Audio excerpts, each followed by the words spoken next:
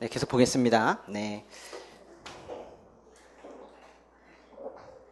네, 9페이지에요. 네, 밑에 5번 문제 볼게요. 네, 5번에 아이고 이게 왜 이러냐. 아, 진짜 이상하네요 오늘. 네. 여러분의 합격을 방해하려는 뭔가가 있는 것 같아요 지금. 여기 다 붙으실 것 같은데. 네. 네. 5번에 보시면요. 머머강 하구의 해상 세력이 왕건의 고려건국을 지원했대요. 여기 왕건의 고려건국 지원 밑줄.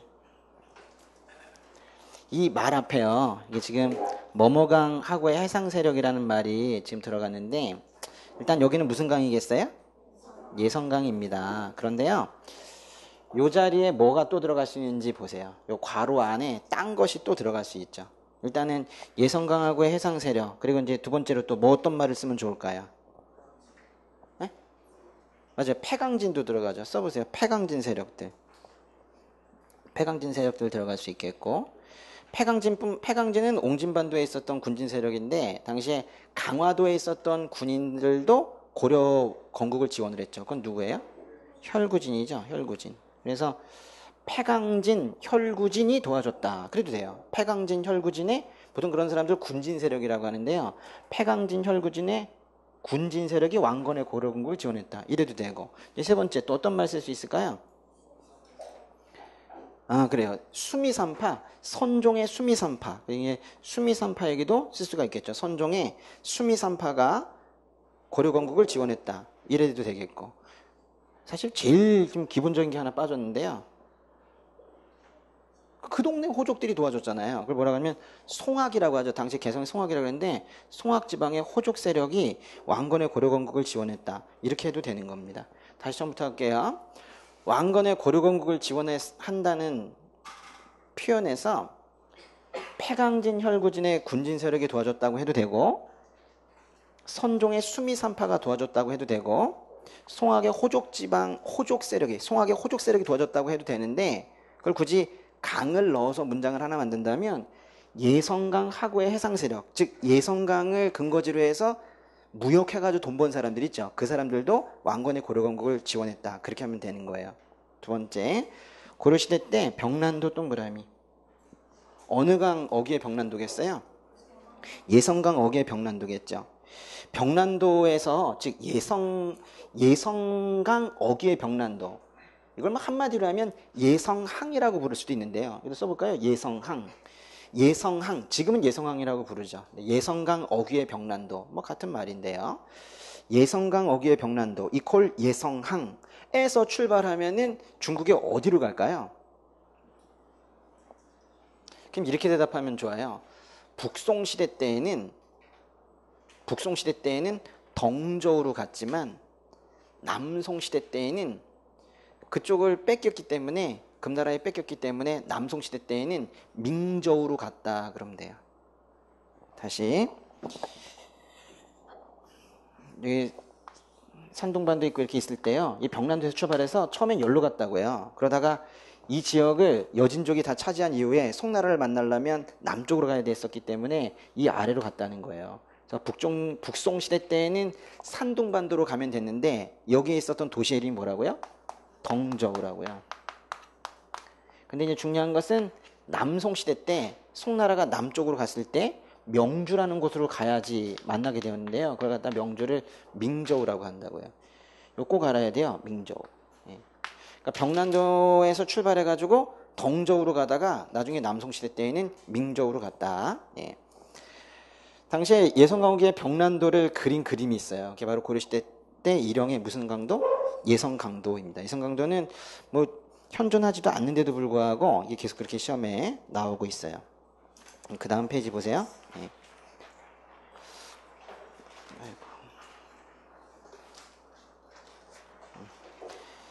6번에 보시면요. 다음 괄호 안에 들어갈 강은 뭐냐 그랬어요. 고조선은 요령지방과 머머강 유역을 중심으로 독자적인 문화를 이룩하면서 발전했다. 일단 요거는 쭉 써놨지만 사실은 요령지방에서 이쪽으로 이동을 했다는 거거든요. 요령에서 어느 강 쪽으로 이동을 했습니까? 대동강으로 갔죠. 그래서 고조선의 중심지는 초기에는 요령 지방에 있었다가 나중에는 평양 지역으로 갔는데 그걸 강으로 표현한다면 대동강 유역이라고 말할 수가 있는 거예요. 여기 대동강이라고 썼습니까? 그러면 이렇게 볼 수 있는 거죠. 고조선의 세력 범위는 요령에서 대동강까지다. 고조선의 세력 범위가 어디예요? 요령에서 대동강까지다. 뭘 보면 알 수 있는가? 그러면 거미, 고비, 팽 그러면 돼요. 써보세요. 거미, 고비, 팽. 거, 친문이 거울, 미, 송식, 토기. 고는 이제 북방식 고인돌, 즉 탁자식 고인돌만 되는 거고요. 탁자식, 즉 북방식 고인돌. 거미, 고, 비. 비는 비파형 동거미고 팽은 팽이형 토기이죠. 거미, 고비, 팽으로 알 수 있는 게 뭐라고요? 고조선의 세력 범위가 요령에서 대동강까지였다. 요령에서 대동강까지가 고조선이라는 것은 거미, 고비, 팽으로 알 수 있다는 거예요. 두 번째, 한 무제는 위만조선을 멸망시킨 후 낭랑을 설치했대요. 물론 한 군현 전체를 설치하긴 했지만 특별히 낭랑이 있었던 곳은 무슨 강이에요? 대동강이죠. 그렇죠? 대동강 유역에 낭랑을 설치했다. 그렇게 표현합니다. 세 번째, 4세기 초반 미천왕은 서안평을 점령하고 그래서 중국과 한반도에 있는 중국 세력들을 끊어놓고 그 다음에 남쪽을 쳤는데요. 이게 바로 낭랑군과 대방군을 축출한 거죠. 축출이란 단어가 중요하죠. 낭랑군 대방군과 싸운 사람은 누구예요? 백제의 고이왕이고 낭랑군 대방군을 축출한 사람은 고구려의 미천왕인 거죠. 예.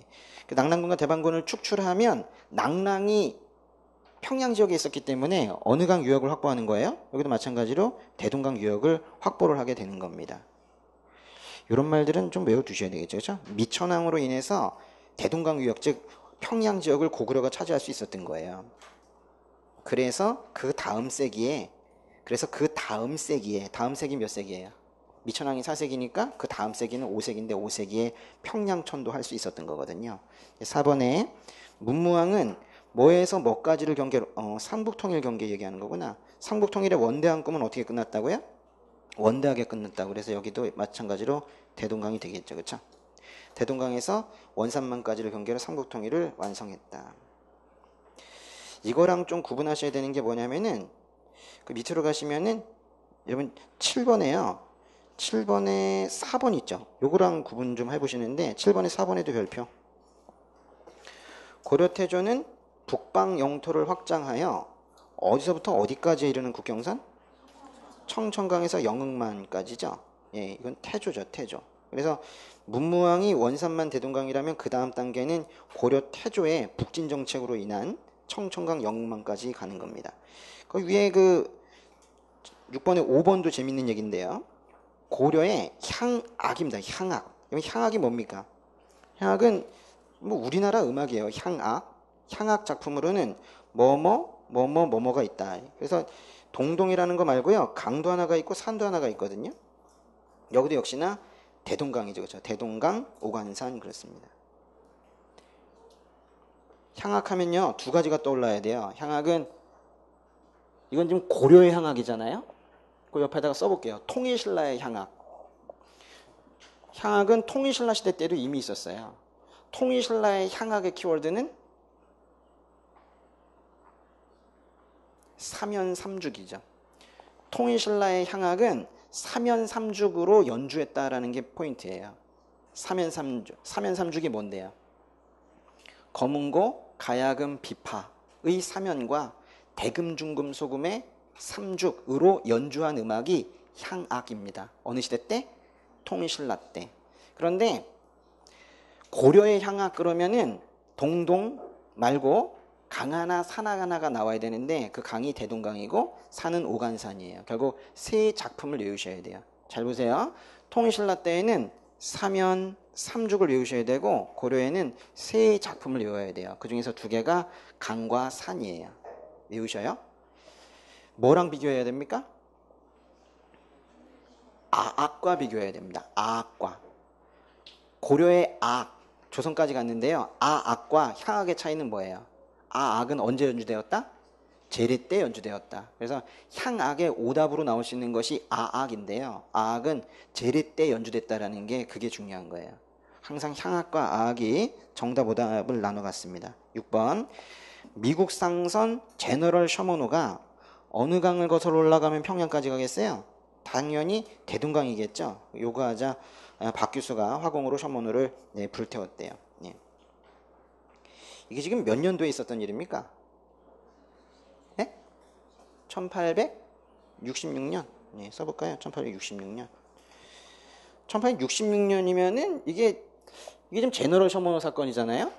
이게 병제병인데, 그죠? 그러니까 뭐라자면 병인 박해와 병인 양료 사이에 이 제너럴 셔머노 사건이 있어요. 다른 말로 하면 제너럴 셔머노 사건은 병인년이다. 병인년. 써보세요. 병인년. 병인년에 있었던 사건.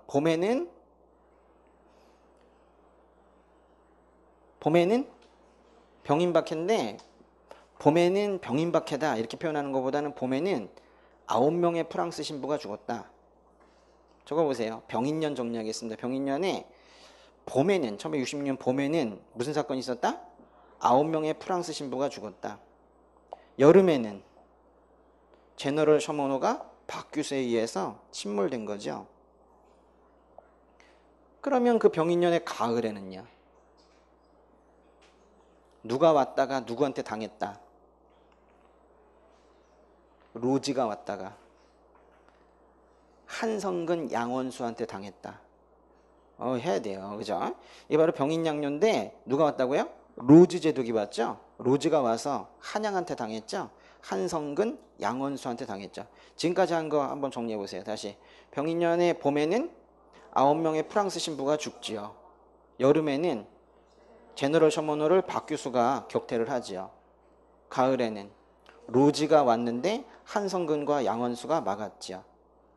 그런데 그 해에 정말 중요한 일이 또 하나 있어요. 바로 그 해에 당백전이 발행이 됩니다. 적어보세요. 별표. 이건 제가 생각하는 아주 유력한 문제인데요. 예. 안 나오면 어쩔 겁니까? 어쩔 수 없어요. 그렇지만 나올 거예요. 당백전 발행 있죠. 당백전 발행이 바로 이 해입니다. 생각해보니까 처음에 66년이면은 63년과 73년 사이니까 아직까지 흥선대원군이 있을 때네요. 그렇죠? 흥선대원군이 병인년에 당백전을 발행했습니다. 꼭 알아두셔요. 예, 그 다음에 7번으로 가시면은 미송식 토기는 주로 동거예요. 주로라고 한 거는 일부 예외가 있긴 있다는 거예요. 주로 머머강 이북, 요령성과 길림성 일대에 분포한다 그랬어요. 어느 강이겠습니까? 청천강 이북이죠. 그래서 우리 청천강을 아주 미세한 기준이라고 그랬는데요. 청천강이 미세한 기준이라는 건 청천강 이북에는 송리식 토기가 있고 아래쪽에는 세영동검이 있다라는 거예요. 그래서 한강 이북이라는 말에 청천강 이북이라는 말에 잘 어울리는 것은 미송리식 토기입니다. 청천강 이남에 잘 어울리는 말은 세영동검이고 한번 같이 또 써보세요. 또 청천강 이북에 잘 어울리는 말은 미송리식 토기와 홍경래의 난이죠. 청천강 이북이라는 말 우리 시험에서 두 군데서 봅니다. 청천강 이북에서 주로 미송리식 토기가 발견이 되었고 1811년에는 홍경래의 난이 일어났죠. 청천강 이남에서 출토되는 것은 세영동검입니다. 그 하나에 관용적으로 세 개를 외우세요. 청천강 이북 두 개, 청천강 이남 하나. 바로 밑에 있는 그 얘기들입니다. 예. 2번이 세영동검 청천강 이남에서 출토되고 있다. 그 다음에 3번에 을지문덕이 수양제 군대를 크게 격파한 건 어디예요? 역시나 뭐 눈치껏 보면 이제 청천강일 텐데 당시엔 청천강을 뭐라고 불렀을까요? 살수라고 불렀겠죠. 몇 년도예요? 612년에요. 그렇죠? 612년에. 수양제와 같이 온 사람들이 누구죠? 우중문과 우문술이었죠. 그래서 우중문, 우문술, 수양제, 을지문덕, 영량왕. 이것이 이제 살수제척과 관련된 인물들입니다. 다시 살수제척과 관련된 인물 고구려의 두 사람 영량왕과 을지문덕이고 수나라는 수양제, 우문술, 우중문인 거죠. 그때 백제의 왕은 누구게요? 무왕입니다. 무왕. 그때 백제 왕은 익산천도하고 있었어요. 미륵사지 석탑을 쌓고 있었습니다.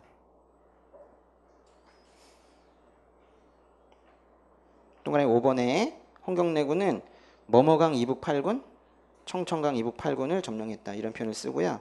8번 고구려는 뭐뭐강 지류인 동가강 유역에 졸본지방에 자리 잡았다가 압록강가의 국내성으로 이게 보면 복잡하냐 이렇게 그죠? 그 중심지가 옮겨졌다 그랬어요. 잘 보세요. 여기 제일 중요한 단어 하나만 찾자고 한다면 졸본입니다. 졸본. 고구려는 처음에 어디에서 건국이 됐다고요? 졸본이죠. 졸본입니다. 졸본. 근데 이 졸본이라는 말을 다양하게 쓸 수 있다는 거예요. 뭐라고 표현하냐면 동가강 유역이라고 표현할 수 있는 거죠. 그럼 동가강이 뭐냐 그랬더니 이거는 압록강에서 흘러나온 거래요. 그래서 압록강의 지류 이렇게 표현할 수 있는 거죠. 이게 다 같은 말이에요. 같은 말. 근데요, 어떤 사람들은 졸본을 홀본이라고도 그래요. 홀본. 근데 이 졸본에 가면요, 산성이 하나가 있어요. 무슨 산성이게요? 오녀산성이죠. 오녀산성. 지금 뭘 하고 있는 거냐면 고구려가 처음 건국된 지역을 지금 5개로 표현을 해본 거예요. 압록강 지류, 동가강 유역, 졸본, 홀본, 오녀산성. 특별히 그 중에서 이 졸본과 이 오녀산성을 꼭 기억해야 됩니다. 자리 잡았다가 끊고 그 다음에 어디로 갔어요? 역시나 압록강가인데요. 압록강가의 국내성으로 가게 되었죠. 이거 참 중요한데 여기 졸본에 다시 한번 동그라미. 졸본, 그리고 국내성의 동그라미. 졸본에서 국내성으로 갔죠. 어느 왕 때? 유리왕 때요. 주몽 바로 다음인데요. 유리왕 때 졸본에서 국내성으로 갔습니다. 그 다음 이제 2번. 거란 소손령이 침입을 했을 때 소손령이 왔네요. 소손령이 침입하면 몇 차예요? 처음에 손으로 치면 1차죠. 1차 때 서희가 막았네요. 그죠? 서희의 외교 단판으로 뭐뭐강 동쪽에 이 표현 좀 외웠으면 좋겠다. 그죠? 뭐뭐강 동쪽에 280여리 지역. 요즘 표현이 중요한 거예요. 뭐뭐강 동쪽에 280여리 지역을 차지했다. 무슨 강일까요? 이제 압록강인데, 그러니까 사실 압록강 아래쪽인데 압록강이 이렇게 흐르거든요. 그러다 보니까 이 압록강 동쪽이라고 표현을 한 거예요. 사실 아래쪽이긴 한데 이 압록강 동쪽이라고 표현을 한 거예요. 그래서 이거를 압록강의 동쪽에 있는 6개의 주다 이래서 강동육주라고 하죠. 이게 바로 강동육주예요. 그러니까 이 강동육주를 저런 식으로 표현하는 것도 있다는 거를 알아야 돼요. 그 외우셔요. 이 표현. 압록강 동쪽에 280여리 지역. 그래요. 이로써 고려 영토는 어디까지 갔을까요? 역시나 압록강까지 가게 됐겠죠.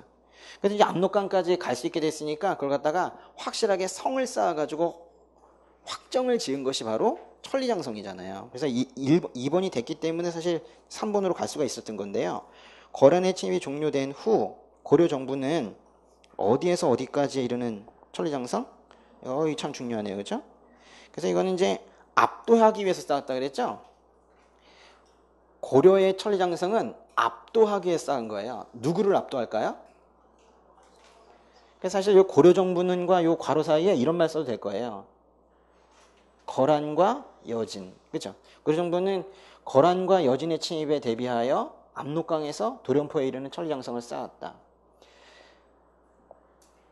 고려의 천리장성은 이미 쳐들어온 거란과 앞으로 쳐들어올지 모를 여진, 거란과 여진의 침입에 대비하여 압록강에서 도련포에 이르는 천리장성을 쌓았습니다. 그리고 우리가 이제 외울 때에는 거란과 여진을 압도하기 위해서, 그죠? 거란과 여진을 압도하기 위해서 천리장성을 쌓은 거죠. 어느 왕 때요? 이제 거란의 침입이 성목현 그러고 끝났거든요. 성종 때 1차 침입이 있었고 현종 때 2차 침입과 3차 침입이 있었는데 성목현 다음 왕이 누구예요? 성목현 덕정 때 쌓았죠. 이 천리장성은 덕정 때 쌓았습니다. 그러니까 덕종 때 시작해서 정종 때 완성이 되었어요. 덕에서 시작이 되어서 정에서 완성이 되었다고. 그리고 그 다음 왕이 이제 우리가 중요하게 다루는 문종이 그 다음에 나오는 거거든요. 그래서 현덕, 정문, 현종과 문종 사이에 두 명도 써먹을 때가 있는 거예요. 천리장성 쌓았다는 거에서. 4번 공민왕은 천령 이북의 땅을 무력으로 수복하여, 와 이거 중요하네요. 이게 공민왕의 국경이니까요. 그죠? 공민왕 국경. 어느 강 중류에서 함남에 이르는 압록강 중류에서 함경남도인데요. 예. 조선 세종은 사군유증을 개척해서 이제 완전히 압록강과 두만강까지 이제 가게 됐죠. 예. 6번에 아관파천 후 이 러시아가 우리에게 많은 것들을 요구했는데요. 삼림체벌권 동그라미. 사실 삼림체벌권을 여러 군데 거를 요구했죠. 예. 하나둘이 아니라 앞둘이라고 그랬어요. 그래서 압록강, 두만강, 하나 울릉도도 있죠. 써보세요. 압록강, 두만강, 울릉도 삼림체벌권을 요구했다. 그래서 앞두울 삼림체벌권이죠. 그 다음에 7번에 백두산 정계비에는, 백두산 정계비는 일단 언제 세워졌습니까? 숙종 때입니다. 조선 숙종 때 저 간도 지방의 영토가 누구 거냐, 경계가 어디까지냐, 그것 때문에 세운 건데요. 백두산 정계비에는 청과 조선의 국경을 서쪽으로는 압록강, 동쪽으로는 토문강이라고 표시했다. 근데 압록강이라는 부분에 대해서는 이견이 없었는데 동쪽으로 토문강, 이 토문강에 대한 부분이 이제 해석에 문제가 있어서 그래서 이제 조선과 청나라가 싸웠는데요. 토문강 동그라미. 예. 그 토문강이 무슨 강인지 써보세요. 토문강이 무슨 강이에요? 토문강이라는 게 어느 강이냐고요? 두만강이에요? 숭화강이에요? 숭화강이죠. 두만강이라고 하려면 중국 가든가. 토문강 이퀄 숭화강이죠. 숭화강. 송화강 얘기해요. 송화강, 숭화강 같은 건데요. 그죠? 그러니까 토문강은 분명히 숭화강이어서 숭화강 동쪽에 있는 북간도 지역이 조선 땅이다라고 우리는 주장을 하는데, 청나라 애들은 토문강이 발음 비슷한 두만강이라고 했던 거죠. 그렇죠? 그래서 토문강 이퀄 두만강이면 청나라 입장인 것이고, 토문강 이퀄 숭화강 그러면 이게 우리 입장이 되는 거예요. 9번 보시면요. 조선 세종은 사군 육진을 개척해서 똑같은 얘기네요. 압록강과 두만강을 잇는 선으로 국경을 확장을 했고, 여기도 똑같네요. 앞둘, 두만강. 3번에 1920년 독립군의 국내 진입작전에 충격을 받은 일본군은 독립군을 토벌하려고 어디를 넘어왔으나 삼둔자전, 야 이거 중요하네. 이 삼둔자전은 상당히 좀 어려운 건데요. 이제 해야 됩니다. 이제 나올 것 같아요. 별표.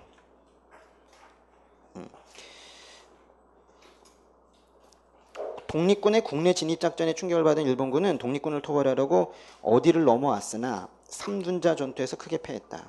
그러니까 일본군이 넘어갔대요. 일본군이 여기 뭐 두만강 넘어간 거거든요. 두만강 넘어갔다가 오히려 우리한테 당했다라는 게 바로 삼둔자 전투예요. 몇 년도 얘기하는 겁니까? 1920년이에요. 1920년은 이제 우리가 아주 간단하게 외우고 있어요. 1920년은 얼마나 간단하냐면 봉훈청 간단이죠. 옆에다 써볼까요? 봉훈청 간단. 1920년은 봉훈청 간단이에요. 1920년의 주요 사건 5개. 봉우동 전투, 훈춘 사건, 청산리 대첩, 간도 참변, 그리고 단이 뭐예요? 밀산부 한흥동에서 만든 대한독립군 단 조직입니다. 대한독립군 단. 그건 대로 외우기보다는 끝 글자 단을 외우는 게 좋은데요. 1920년의 사건 5개 다시 뭐라고요?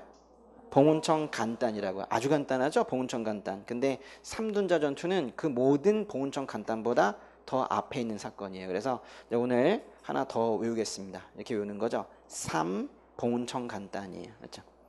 3 봉훈청 간단. 이제 순서 문제에서 삼둔자 전투가 나오게 되면 조금 수준 있는 문제가 될 거예요. 봉훈청 간단을 외우셨으면 3봉훈청 간단으로 이제 좀 더 해두자. 그 다음에 4번 청은 백두산 정계비의 토문강을 청나라는 어디로 해석을 한 거예요? 두만강으로 해석을 했죠. 그래서 힘들게 했다 우리를. 그 다음에 10번에 부여는 어느 강 유역의 평야지대? 송화강, 숭화강이라고 해도 되고요. 이 발해 영토가 참 재밌는데요. 발해 최대 영토는 일단 동쪽으로 또 남쪽으로 또 북쪽으로 동쪽으로는 연해주 지역을 포함해서 아무르강까지 이래요. 아무르강까지. 이건 뭐 한번 그려볼까요? 여기 이렇게 흐르는 강이 있거든요. 이렇게. 이게 바로 이제 흑룡강인데요. 흑룡강인데 이게 러시아 쪽으로 넘어갈 때는 아무르강이라고 하죠. 아무르강. 그래서 발해가 지금 어디까지 갔대요? 발해 최대 영토는 동으로는 연해주 지역을 포함하여 아무르강까지. 그러면 연해주 지역을 포함해서 아무르강까지래요. 그리고 남쪽으로는 여기 뭐 원대한 거니까요. 대동강에서 원산만까지. 그리고 북쪽으로는 여기 이제 중요한 게요. 흑룡강이 이렇게 흐르는데 흑룡강이 이렇게 흘러가는데 흑룡강에서 이렇게 흘러나온 강이 바로 이게 바로 숭화강이거든요. 그래서 거기 저기 일단 답은 숭화강인데요. 이런 거예요. 잘 보세요. 발해가 있다면 발해는 동쪽으로는 이 아무르강까지 여기까지 간대요. 동쪽으로는 여기까지. 근데 북쪽으로는 어디까지 가냐면 여기까지 가는 거예요. 여기까지. 요걸 뭐라고 표현하냐면요. 보세요. 요거는 흑룡강이잖아요. 근데 요거는 숭화강이거든요. 그래서 흑룡강에서 숭화강까지가 북쪽 경계예요. 그리고 남쪽으로는 원산만에서 대동강까지. 여기 서쪽 경계가 안 나왔네요. 그죠? 서쪽은요. 여기 이렇게 요하가 있을 때 여기까지예요. 여기까지. 여기까지가 어디예요, 그러면? 요동까지요. 요동까지. 그래서 여기 네 개의 경계를 이제 다 외워주세요. 네. 다시 한번 보세요. 동으로는 어디까지요? 아무르강까지고, 남쪽으로는 대동강까지고, 북쪽으로는 흑룡강에서 송화강까지고, 서쪽으로는 요동까지입니다. 7번에 한반도는 북방계통의 청동기를 받아들였는데요. 여기서 북방이라는 게 도대체 뭐냐라는 거예요. 북방이라는 건 네 군데를 말하는데요. 첫 번째 요령, 두 번째 길림, 세 번째 그리고 네 번째 연해주 지역인데요. 여기가 또 마찬가지로 아무르강입니다. 아무르강. 아무르강은 흑룡강과 같은 것인데요. 이제 그걸 갖다가 이제 러시아 지역에서는 아무르강이라고 부르고 있는 거죠. 이번은 했던 얘기고요. 넘어가시고요. 예. 그 다음 장에 이제 지도가 이렇게 좀 나오는데요. 이건 뭐 이 지역을 우리가 뭐 다 어떻게 외우겠습니까? 그죠? 예. 그런데 뭐 외워야 되는데. 아주 중요한 지역들이 좀 있는데, 여기다가 요거 좀 하나 더 그려 놓으실래요? 이 남한강 쪽에 우리가 여주라는데, 여주 흔암리도 있고 그런데요. 여주라는 곳을 한 군데 알아야 돼요. 그래서 남한강에 요 단양도 있지만은 거기에 이제 여주라는 곳도 있어요. 원주 옆에다 그리시면 되겠습니다. 여주. 제가 이거 색깔 왜 칠해놨냐면 내가 설명을 좀 해야겠다 싶어가지고 칠해 놓은 거예요. 예. 일단 제일 먼저 어딜 먼저 가시냐면요. 요건 그 다음 페이지에 있는 것은 현재 있는 그 지역들의 옛날 이름들인데 이거는 조금 이따가 합시다. 이거 지금 하면은 너무 지루해지고 서로 안 친해지니까. 여러분 기본서를 가져왔습니까? 기본서 좀 잠깐 볼게요.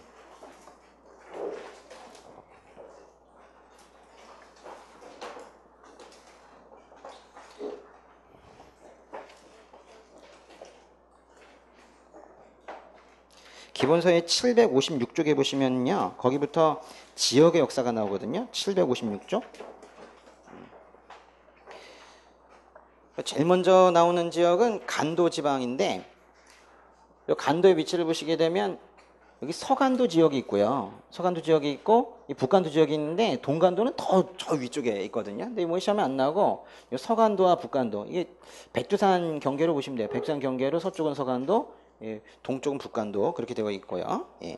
그럼 뭐 위치는 그렇게 파악을 하시면 되겠고 그 다음에 그 다음 페이지 보시면요. 이게 간도의 역사가 나오고 있는데 여기서 하나 좀 외우실 게 뭐냐면은 조선의 첫 번째 거 있죠. 조선의 첫 번째 줄 읽어보세요. 1712년 만주 지역에 청이 세워진 후 바로 이 부분인데요. 조선의 첫 줄. 1712년 만주 지역에 청이 세워진 후 청과 조선 사이에 국경선 문제가 계속 발생했으므로 어느 왕 때? 숙종 때 그 경계를 명확하기 위해서 백두산 정계비를 세웠대요. 이건 너무너무 중요한데요. 이게 지금 숙종이라는 것도 중요하지만은 숙종은 몇 세기에서 몇 세기 넘어가는 왕이에요. 17에서 18세기 넘어가는 왕인데 넘어갔을 때예요. 그래서 이게 지금 환국이 먼저예요? 백두산 정계비가 먼저예요? 환국이 먼저예요. 환국은 17세기 말이고 백두산 정개비는 18세기 초이기 때문에요. 18세기 초, 1712년 딱 요때쯤이죠. 딱 18세기 초 하면 뭐 정제도가 강화학파 만들고 그럴 때인데요. 그죠? 정제도가 강화학파 만들 때인데 그때쯤에 백두산 정개비가 있었어요. 예. 서쪽으로는 압록강, 동쪽으로는 토문강을 국경으로 삼는다라는 게 포인트였죠. 넘어가시고 그 다음 페이지에서요. 다음 페이지에서 우리 좀 꼭 좀 알아야 되는 그 연도들이 있는데요. 여기 보시면 이범륜이 간도관리사로 파견이 됩니다. 대한제국이 북간도 지역의 교민들을 보호하기 위해서 이범륜을 간도관리사로 임명을 하게 되는데요. 이 몇 년도래요? 1902년입니다. 이범륜은 간도관리사인데 여기에 세운 관청의 이름이 있죠. 한번 써볼까요? 관청 이름은 뭐예요? 북변도 관리입니다. 북변도 관리. 북변도 관리가 세워진 것은 북변도 관리가 세워진 건 1903년이에요. 그럼 사람이 먼저 갔네? 사실 그랬어요. 그래서 1902년에 이범륜이 간도관리사로 임명이 되고 1903년에 북변도 관리가 설치가 됐는데 두 개 뭐 나눌 필요 없이 두 개 다 1903년으로 외워도 될 것 같아요. 그래서 북변도 관리이든 이범륜이 간도관리사로 파견이 되었든 모두가 다 1903년으로 그냥 모아서 외우셔도 충분할 것 같아요. 그리고 이제 그 다음으로 외우셔야 될 것은 그 밑에 있는 1907년인데요. 1907년에 간도의 통감부 출장소가 있었대요. 아, 중요한데 통감이 우리나라에 들어온 건 몇 년도예요? 1905년입니다. 1905년 말에 통감이 들어왔죠. 을사조약에 따라. 근데 우리나라에 통감부가 설치된 건 앞에 있는 것처럼 1906년이에요. 그런데 통감부에 간도 출장소가 설치가 된 건 1907년입니다. 그래서 5, 6, 7인데요. 통감이 들어왔다 1905년, 통감부가 설치됐다 1906년, 통감부 간도 출장소가 설치됐다 1907년이에요. 그러니까 일제가 통감부의 간도 출장소를 말 그대로 간도에 세웠다는 건 일본도 간도 땅이 이전에 대한제국 땅이라는 걸 인식하고 있었다라는 거예요. 요거 외우셔야 되고 또 하나 1909년 거도 외우셔야 되는데요. 1909년에 간도협약입니다. 말 그대로 간도협약. 그래서 1909년에 일제가 간도협약을 체결했다. 그래서 무엇과 무엇을 바꾼 거예요? 여기 보시니까 이거네요. 그렇죠? 남만주의 안동 봉천간 철도 부설권 별표 이거네요. 남만주의 안동 봉천간 철도 부설권을 일본이 가져가는 대신 북간도를 청해 줘버린 거죠. 그러니까 간도협약은 무엇과 무엇을 바꾼 것이다? 안동 봉천간 철도 부설권과 북간도를 바꾼 거예요. 북간도는 청이 가져가고 철도 부설권은 일본이 가져가고 한 거예요. 안동 봉천간 철도 부설권 이거 갖다가요. 안 동그라미 봉 동그라미 그래서 이거를 안봉선이라고도 그래요. 안봉선. 안봉선이라고 부르기도 하고 길게 안동 봉천간 철도 부설권이라 부르기도 하고 남만주 철도 부설권이라고 부르기도 해요. 이 표현은 다양합니다. 남만주 철도 부설권, 안봉선 철도 부설권. 그 밑에 있는 게 바로 그게 간도협약인데요. 보시면은 남만주 안동 봉천간 철도 부설권과 뭐를 바꾼 거라고요? 북간도를 바꾼 거라고. 북간도. 그죠? 대한제국이 내 땅이라고 인식하고 있었던 북간도를 청나라에 준 거예요. 그래서 여기서 뭐라고 해석을 했냐면 제 1조가 중요한데요. 토문강 동그라미. 두 번째 줄에 서글수 동그라미. 서글수의 별표. 지금 이 협약의 포인트가 이건데요. 이 간도협약은 이렇게 표현을 했습니다. 토문강은 서글수다 그랬어요. 예전에 청나라의 입장은 백두산 정개비의 토문강을 뭐라고 해석을 했어요? 두만강이라고 해석을 했죠. 그것과 똑같은 해석입니다. 서글수가 어딜까요? 이게 두만강입니다. 그래서 서글수를 외우셔야 돼요. 그래서 토문강을 서글수로 보는 요게 바로 간도협약이에요. 몇 년도입니까? 1909년이에요. 그래서 이게 1905년에 을사조약으로 외교권이 박탈이 된 이후에 실질적으로 우리가 이제 외교권이 박탈됐구나를 느낀, 직접 확인하게 된 그 사건이 바로 간도협약인 거죠. 이거 꼭 외우셔야 되고 그 다음에 그 페이지는 넘어가셔도 되겠어요. 넘어가시고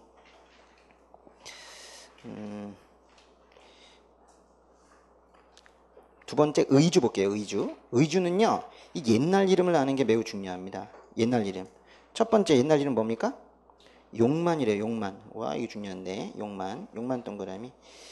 용만은 의주를 말하는 거예요. 용만. 그래서 용만, 의주, 여기에서 활동했던 그래서 상인들을 만상이라고 하는 거예요.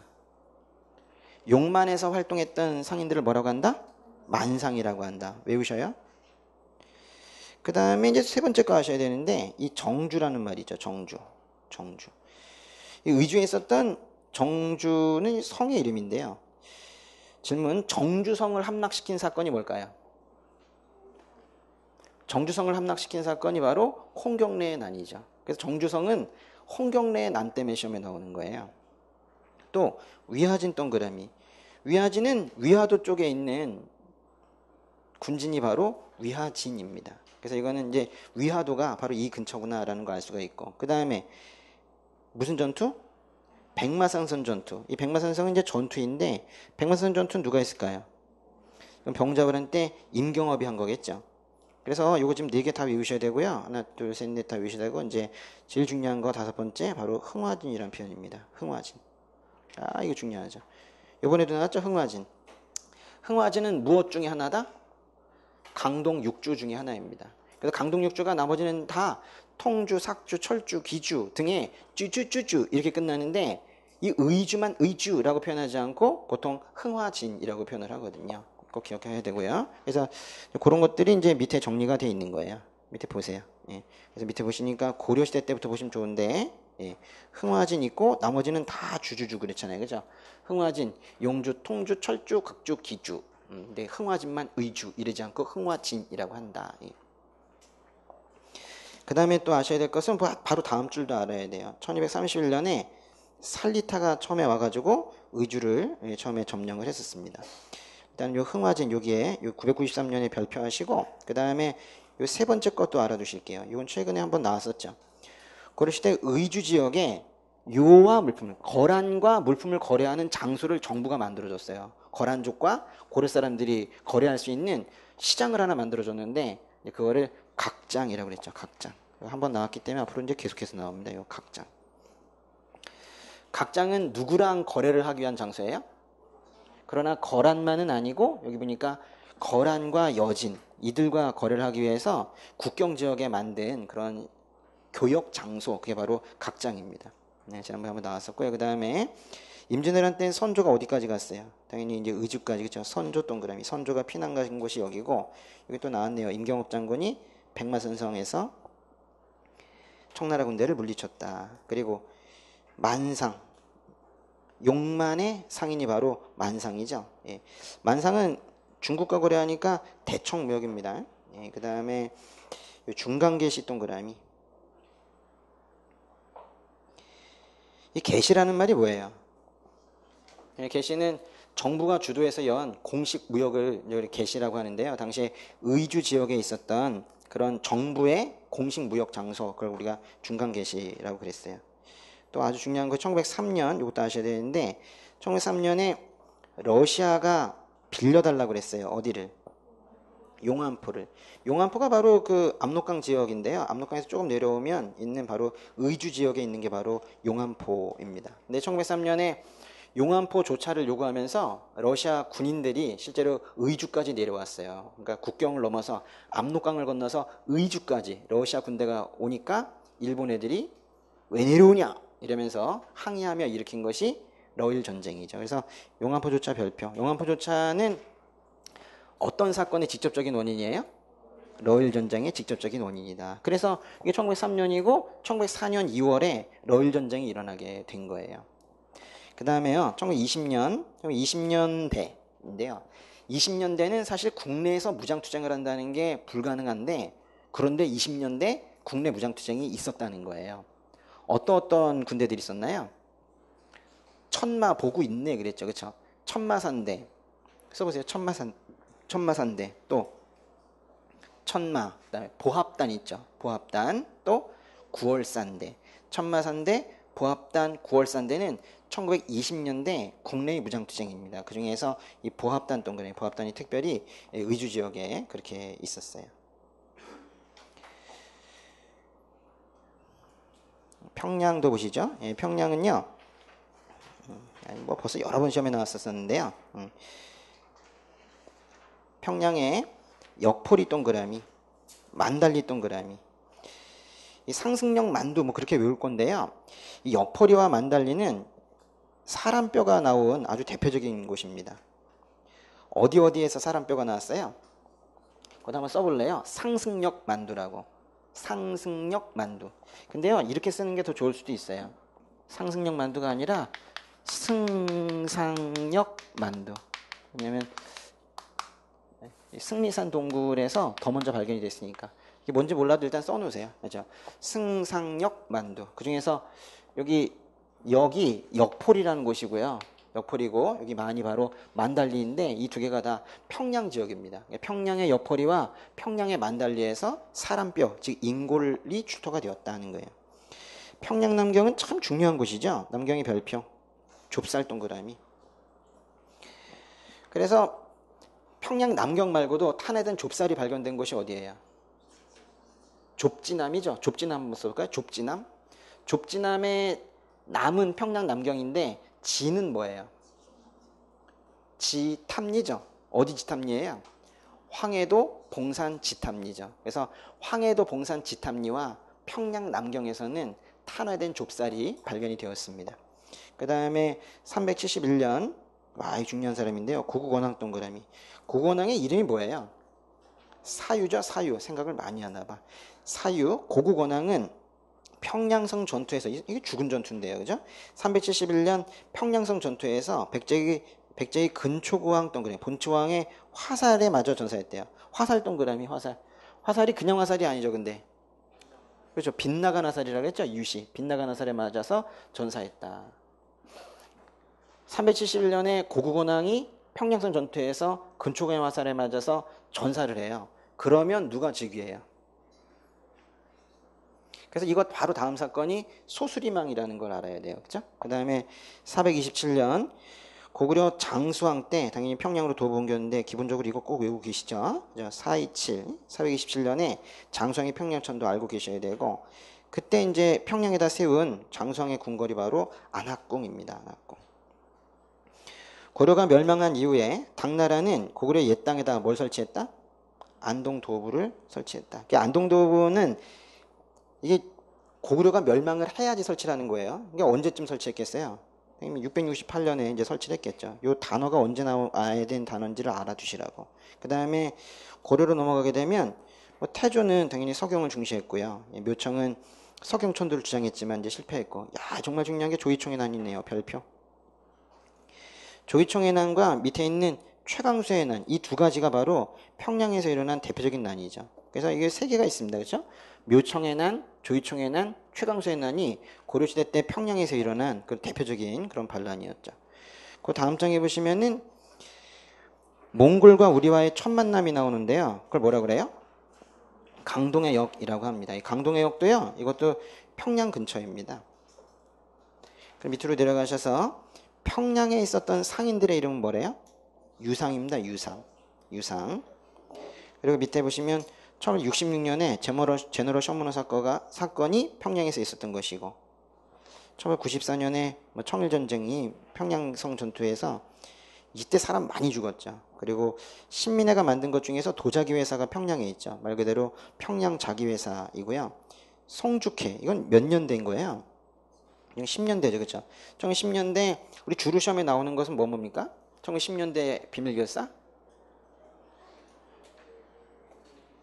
대한독립의군부랑 또 조선국권회복단이랑 또 대한광복회죠. 써보세요. 1910년대 송죽회 같은 것들은 액세서리란 말이에요. 1910년대 우리가 꼭 기억해야 되는 항일 비밀결사는 의군이 회복돼야 광복된다면서요. 의군, 회복, 광복 세 개 써보세요. 의군, 회복, 광복. 의군이 뭐예요? 대한독립의군부고 회복은 뭐예요? 조선국권 회복단이고 광복은 대한광복회입니다. 그들과 함께 나오는 같은 시대의 조직이 바로 송죽회입니다. 송죽회는 여성단체인데요. 어느 학교 출신들이래요? 숭의여학교 출신이래요. 송죽회에 또 다른 이름이 있습니다. 송죽형제회라고도 불러요. 이게 이상해요. 자매단체인데 송죽형제회라고도 불러요. 그 다음에 1920년 평양에서 물산 장려 운동이 시작이 되었죠. 누구 중심으로? 그렇죠. 조만식 중심으로. 근데 조만식은요, 여기도 조만식이 나오고 밑에도 조만식이 나오죠. 조만식은 두 번 쓰는데요. 일제강점기 때는 평양에서 물산 장려 운동을 했고, 광복 이후에는 아래쪽에서 여운형이 조선 건국준비위원회를 만들 때 그 조만식은 평양에서 뭘 만들었어요? 그거 알아야 되겠네요. 평남 건국준비위원회 만들었죠. 거의 같은 시기에 만들었죠. 그 다음에 밑에 48년 4월, 이게 중요한데요. 48년 4월, 예, 아주 사로 도배가 된 이때 좀 말이 긴데요. 남북재정당 사회단체 대표자 연석회의. 이게 뭐예요? 남북협상이죠. 남북협상이 개최되었다. 48년 4월 이때 남북재정당 사회단체 대표자 연석회의를 우리가 사김회동이라고도 하거든요. 한번 써보세요. 포김, 사김회동. 네 명의 김씨가 모였다. 실제로 쓰는 표현입니다. 사김회동. 네 명이 누군데요? 김구, 김규식, 김일성, 김두봉이죠. 그 다음에 2000년 6월과 2007년, 이건 뭐 꼭 연도 꼭 외워야 되겠죠. 1차 남북 정상회담과 2차 남북 정상회담이 있었던 것이 또한 평양입니다. 좀만 쉬었다 할게요.